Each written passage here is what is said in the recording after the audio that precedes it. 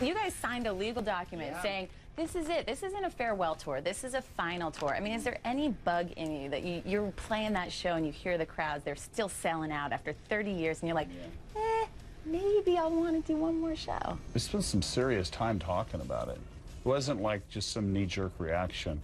Probably 4 years of talking about it, wouldn't you say? Yeah. Our business people will say, are you guys out of your mind? You can do this for the rest of your life. And we're like, you don't understand.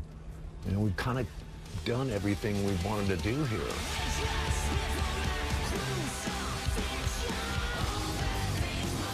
Should people not be allowed to take photographs? I mean, she said these have been deleted for a long time. I mean, what's the answer here? If it's been deleted, does it just exist in a place like the cloud? I mean, is it ever really disappear? Well, again, they said it was deleted. It's probably deleted from their phone, but like that, if it's on iCloud, it's on iCloud until you've gone and removed it from there as well. And the odds are they were still on iCloud.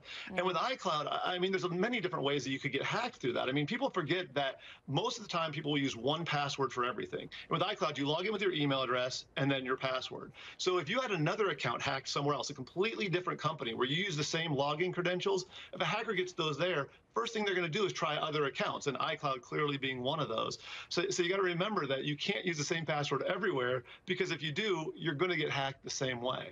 You know, Harris is maintaining this was just a horrible accident, but when you see those charges, especially what stands out to me is malice murder. How do you think the grand jury came to these charges? You know what, Lynn? It's a very significant development, because malice murder, that is premeditation, and that, of course, makes you eligible for the death penalty. But if you take all the facts of the case, knowing it was a regular, usual day, so how could he forget his child? Knowing at lunchtime he then went and got light bulbs and put them in the car, how would he do that and not see his child? Knowing that he searched these websites about child-free life and child in a car and how to survive in jail, you know, it's a conclusion that a grand jury can draw. And just remember, Lynn, that the standard of evidence before the grand jury is a lot different than trial. They're not there, the grand jurors, that is, to decide proof of guilt beyond a reasonable doubt. They're there to determine, is there probable cause to believe that a crime was committed and that he committed it. And with that standard, if a majority of grand jurors vote yes, it goes to trial, and that's where we're going to be. My favorite part is that a lot of people get too serious when they get into yoga classes. Is my cell phone going off? Did I drop the water bottle? What am I wearing? Where was traffic? You get out here and you start playing. You fall in the water, you giggle, you laugh. And then, you know what? I won't try the headstand in class, but maybe I'll try it out here. What's going to happen? I'm going to fall in the water. So what was the most difficult pose that we did today? For me, probably the back bend was challenging.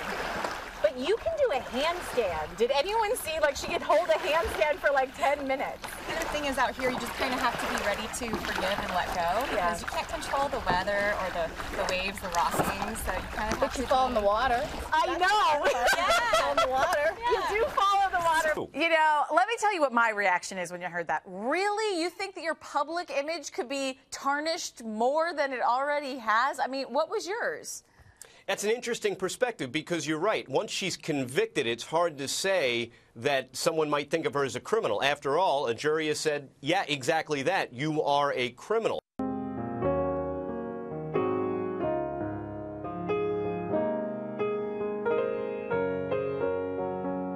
Well, she had this absolutely endearing, loving Jewish mama side to her that would surprise people who only know the harsh humor. Her favorite things to say to everyone she worked with and everybody she knew was be grateful for everything, always have a sense of humor. And then she would say, don't be afraid to be lucky. She said life is going to give you opportunities, seize them and go with them. And I just think that's wonderful, wonderful advice from the heart. Yeah. The CW, they have something out called Jane the Virgin. What's this That's about? right. Isn't that a great title? So Jane the Virgin is the CW's very first comedy, and get this, it stars Gina Rodriguez as a 24-year-old virgin who gets artificially inseminated during a routine trip to the gynecologist's office. Needless to say, this sets off a crazy series of events, and although it definitely has a Hispanic feel because it's based on a Venezuelan telenovela, the executive producer described it to me as Gilmore Girls meets Ugly Betty. So it's definitely like an intergenerational comedy. You can watch it with your mom, you can watch it with your grandma, and it is so funny. Oh, it sounds like it.